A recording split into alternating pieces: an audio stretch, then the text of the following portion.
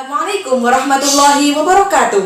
Kami dari kelompok 7 akan menyampaikan materi tentang konsep dan penerapan metode ceramah dalam pendidikan agama Islam di era revolusi industri 4.0.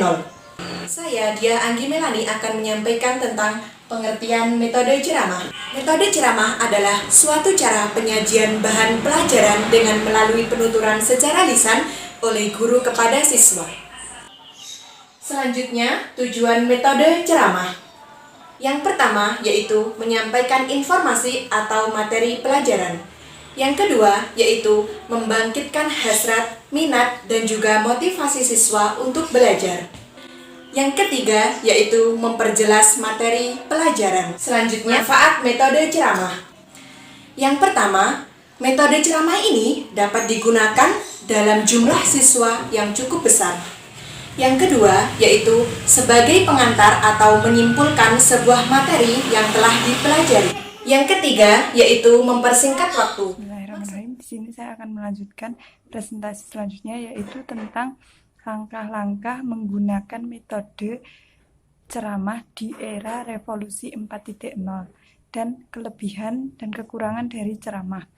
Yang pertama yaitu langkah-langkah dalam menggunakan metode ceramah di era revolusi 4.0.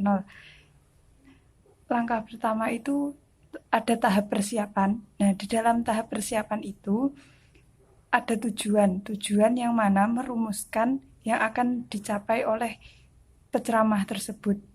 Dan yang kedua itu menggunakan pokok materi yang diceramahkan. Yang ketiga itu mempersiapkan alat bantu yang akan dibutuhkan untuk ceramah tersebut. Yang selanjutnya yaitu tahap pelaksanaan. Nah, dalam tahap pelaksanaan ini ada 3 tahapan, yaitu tahapan persiapan atau tahap pembukaan, yaitu di sini itu menentukan akan keberhasilan dari metode ceramah tersebut.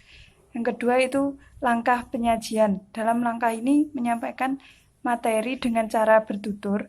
Agar materi dalam ceramah terlihat berkualitas, maka guru harus menjaga perhatian siswa agar tetap terarah pada materi yang disampaikan. Yang ketiga yaitu tahap penutup. Dalam tahap penutup ini yaitu penceramah harus meringkas pokok-pokok dari isi materi tersebut yang akan membuat siswa atau pendengar itu menguasai dari materi-materi tersebut. Ya, yang selanjutnya itu kelebihan dan kekurangan dari materi ceramah. Dalam kelebihannya yaitu praktis dan mudah, efisien, dapat menyampaikan materi yang banyak, lebih mudah mengatur kondisi kelas. Itu peserta didik perlu persiapan untuk mendengarkan agar suasana di dalam kelas itu tidak terasa canggung oleh pemateri. Dan peserta didik dapat langsung menerima ilmu pengetahuan dari penceramah.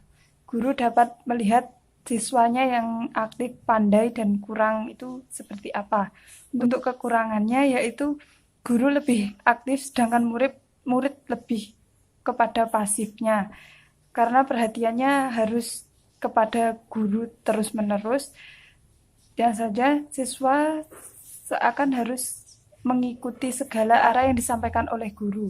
Dan di dalam metode ceramah ini, kekurangan yang paling mendalam yaitu siswa terasa ngantuk. Assalamualaikum warahmatullahi wabarakatuh. Di sini saya akan menjelaskan tentang hal-hal yang perlu diperhatikan dalam metode ceramah.